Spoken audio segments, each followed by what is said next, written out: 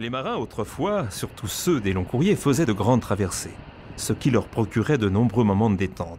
Alors, pour passer le temps, ils chantaient, racontaient des histoires sur le gaillard d'avant. Endroit réservé aux matelots, ils dansaient aussi, sculptaient ou peignaient les paysages de leur quotidien. Des bateaux, des ports et des jolies filles. De très belles toiles sont dans les musées, mais il y en a aussi dans quelques galeries spécialisées. Celle que je visite fréquemment est tenue par Bruno, sur le quai d'honneur à Marseille. À ma dernière visite, j'ai vécu une aventure peu banale. Alors que nous discutions avec Bruno d'un projet de pêche sur sa barquette, mon attention fut attirée par une partie d'un grand tableau rangé dans sa réserve.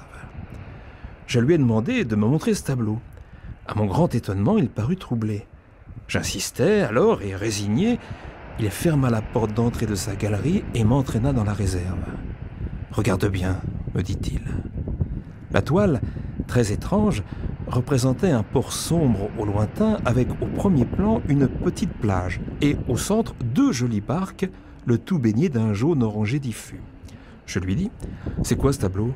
Il répondit « C'est le premier tableau surréaliste peint au monde. » Je lui dis « Tu rigoles? Pourquoi tu dis que c'est un tableau surréaliste? Il n'a rien de surréaliste ton tableau. » Bruno ne riait pas du tout et il m'expliqua.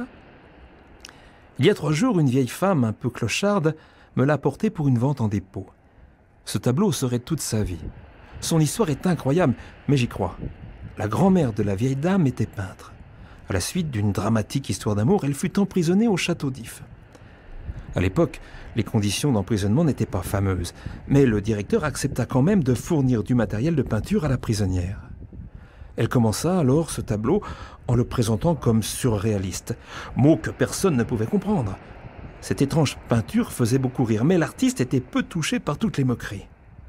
Quand sa toile fut terminée, elle attendit la visite d'un groupe de fonctionnaires de justice, policiers, magistrats, gardiens, qui avaient tous envie de savoir ce qu'était un tableau surréaliste. 7 à 8 personnes étaient dans la cellule. Dehors, d'autres curieux essayaient d'apercevoir l'œuvre en question. Alors, dans une attitude majestueuse, la prisonnière se plaça devant le tableau. Un simple cadre en bois entourait la toile. Elle enjamba le cadre pour s'asseoir ensuite sous le regard médusé des occupants de la cellule dans une petite barque peinte au premier plan. Et puis, comme par magie, la petite barque l'emmena loin, jusqu'au port, au fond du tableau. Personne ne l'a jamais revue.